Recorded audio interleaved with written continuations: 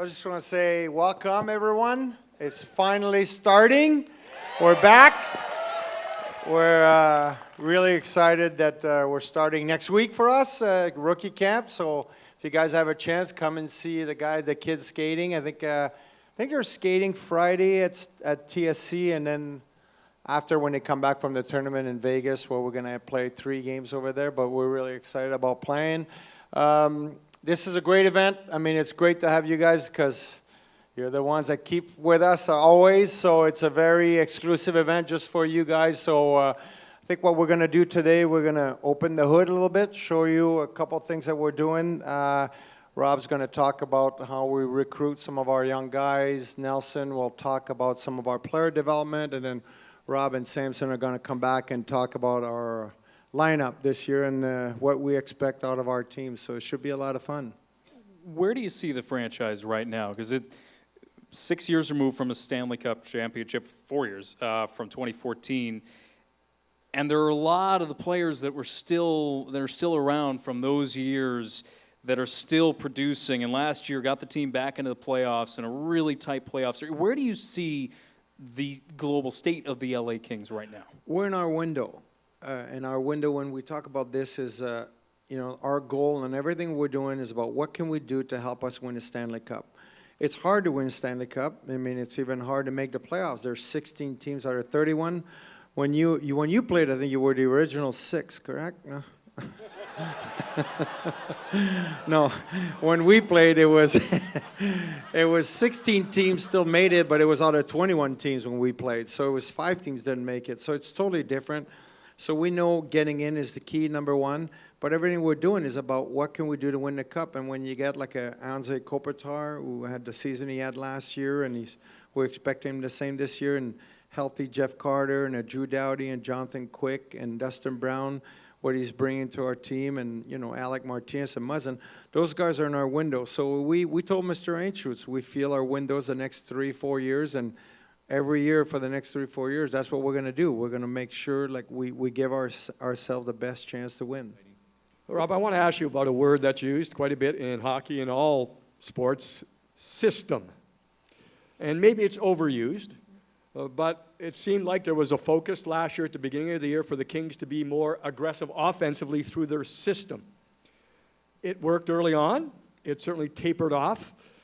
Where do you see the Kings going with that system? Well, I think it's an ongoing process, and you're right. It started strong. I think when things got tough and games became closer, we kind of sat back into our, a style that wasn't as effective offensively. But our coaching staff's been working through the summer, looking some other techniques. The game is changing; it changes every year, and there's different ways of creating shots that have more opportunity to go in. And they've been looking constantly. John Stevens held a offensive summit he called, where he invited college coaches from other teams in, and they talked about offense for weeks, and just to try to create more ideas. And now we integrate that with our development program and development team that starts working with our kids throughout the summer. So we've got to keep pushing that for sure. Utah isn't exactly known for producing NHL players. Really? Yeah.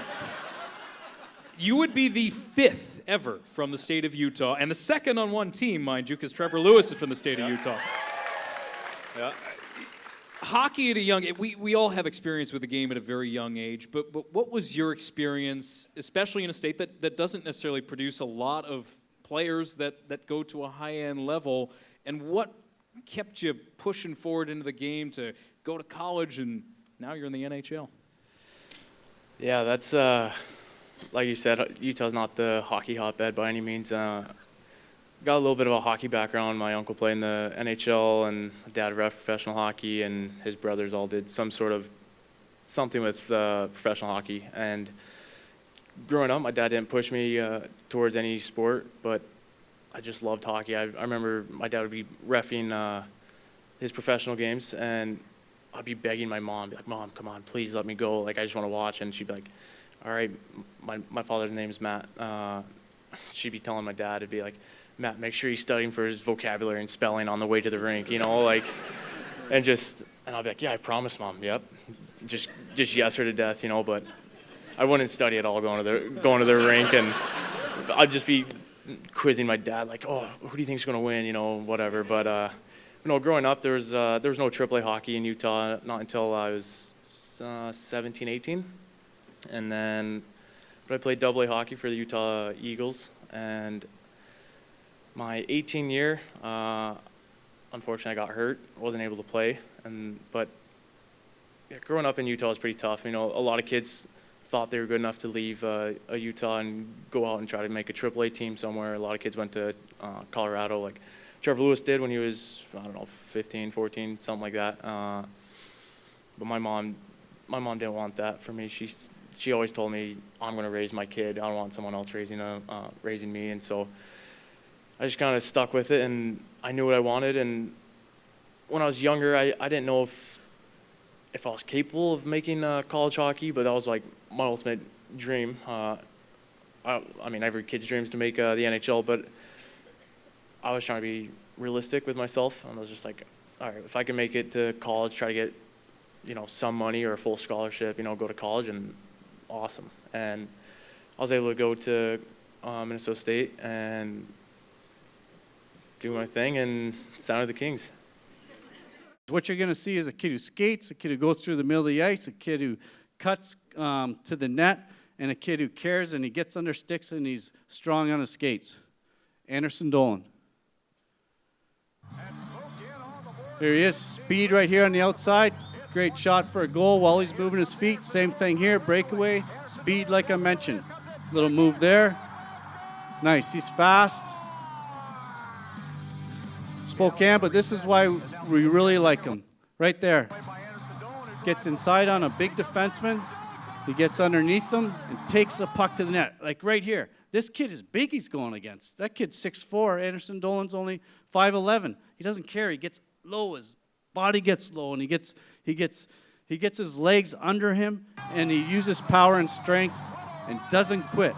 He doesn't quit. This kid is like Kyle Clifford, like that much, like Anderson Dolan.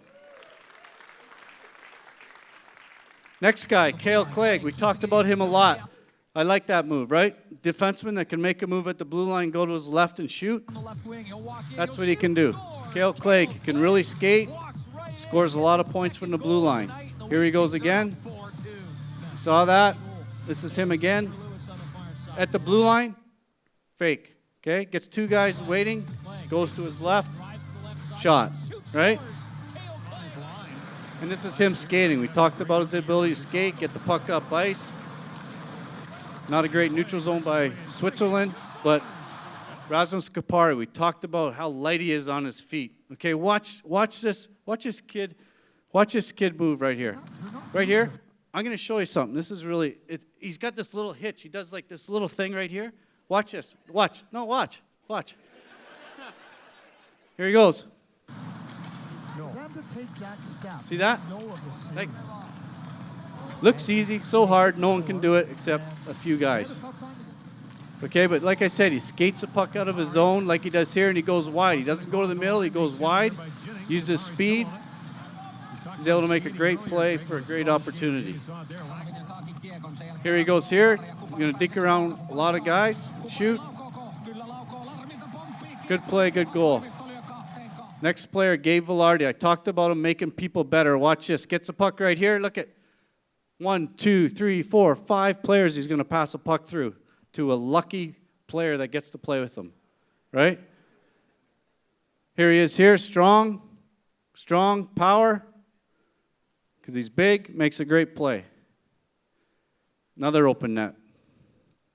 It's a California kid who scored that goal. Okay, right here. Look at. What are the guys doing on ice? They're all looking at Gabe. Everybody is looking at Gabe. This is what we love when we got to go watch him play, because he would put a performance on like this and we just get out of our seat. So everyone's looking at Gabe. You want to be that guy, right? Right? You want to be that guy. And he can make plays on the rush too. Make plays. Again, finds the open guy. Great player to play with, big player, can make plays up the ice, and we're excited about watching him. So As a professional, how gratifying was it to have the kind of year that you had last season? I mean, try to have that year every year, but you know, I went through a tough stretch there and kind of lost myself a little bit as a player, and got an opportunity with a new coach, and I kind of took advantage of it, and I feel like that was the player that I was, that probably most people remember me as. As obviously, as we talk about it all the time, Henrik Sedin, that hit in the playoffs was just. As a veteran, though, now, when a young player comes to a team, what do you? And I've heard stories of you addressing the team and addressing young players, but what do you think is real important for you to tell a younger player when he joins the Kings? I mean, we've kind of developed, our team's changed a lot since I've been here. So Luc knows all about that. And so does Blakey, for that matter. But we kind of developed a culture and found a way to win 2 championships. So my message now is a lot different than it was prior to that, because we have an expectation now as a group of players to be a competitive hockey team. And when it comes down to an individual, talking to young kids about what it is, just doing things right. It's the same stuff that you say, but it's more, with our group, we have a spirit about us.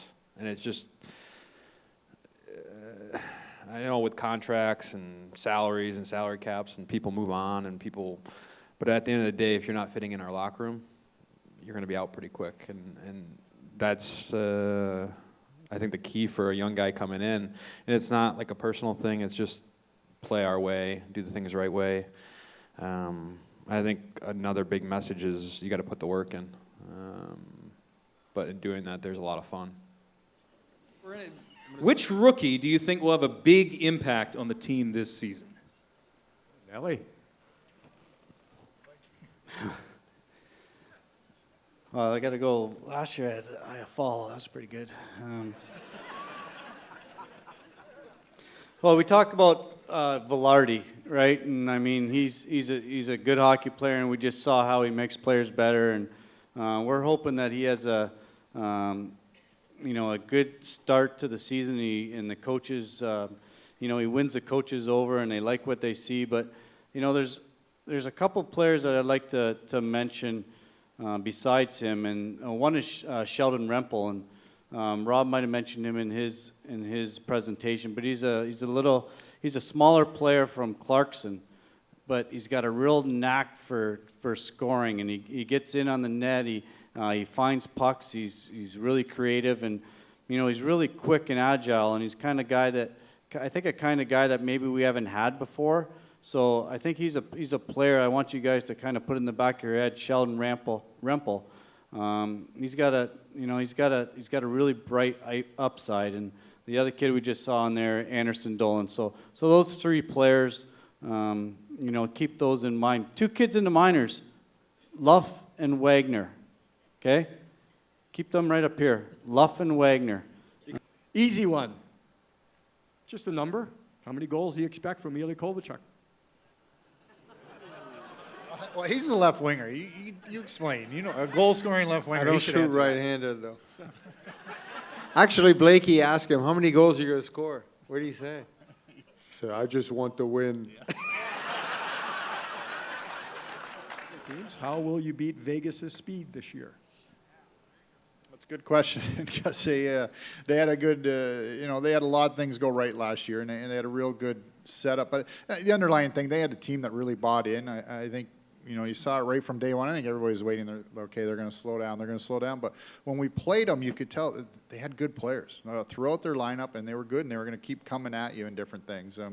We didn't show some of the analytic data and the stats in our series that showed it a little closer than a 4-0 sweep. Our issue was the scoring. Jonathan Quick, I thought, was tremendous, allowing 7 goals against a team like Vegas and the speed they produce. But we got to see, you know, we knew they were a good team. Then you see them the next couple rounds, and you see them go by Winnipeg, and you know, it was, you know, as a fan or you're watching the game of hockey, I mean, they're a fun team to watch. I think you at one point during the season, did they have like 18 or 19 guys that were drafted either first or second round? You had top 3 rounds. So that was the team that had the most guys that were drafted in the top 3 rounds. So that was interesting. How do you believe you will next win the cup? An interesting open-ended question. How do we believe? Well, I think we've talked about it today, and if you look at our centers and look at our defensemen, and I would say we're going to have to score more goals than the other team in every playoff series. I think we'll have to make sure of that, Bobby. You know, if we score more goals most games, 4 games out of 7 in most series, we will win. So I think we're going to really focus on that. Seems simple, huh? Should be. Now, I think when you look at the makeup of a team, we talk obviously goaltender, and we put Jonathan Quick in the top goaltenders in the league. You look at the middle of your ice, and we can go Kopitar, Carter is when he's healthy, Kempe now, Thompson or Amadio. You know, we can go with the top centermen and roll them pretty good. You know, we obviously got the best defenseman in the game in Drew Doughty, and you add Jake Muzzin, Phaneuf, Martinez, and Forbert, Ledoux, Brickley to that mix. You know, where we needed it to, and we touched on here, the secondary core, the Pearsons, Toffoli's, you know, to raise their game, and now we're going to add an elite scorer in a Kovalchuk. We just felt the winger, the scoring on the wings needed to improve. We needed to find a way to do that, and with the core that we have, we can get back there. That core showed they can do it, and they're all playing at a career level right now. And one of the interesting points is we were sitting with John Stevens last week, and I actually read an article on this about 3 weeks ago. One of the teams that we compare the most to is Washington. And I think if you listen to what Rob just said and all those intangibles, I think that's what John Stevens was talking about too. How our lineup's built, the 4 players that we talked about here, the core of our hockey club, kind of right now they're in their prime, the window that Luc talked about. That's what makes it exciting for us for the next 3 or 4 years for sure.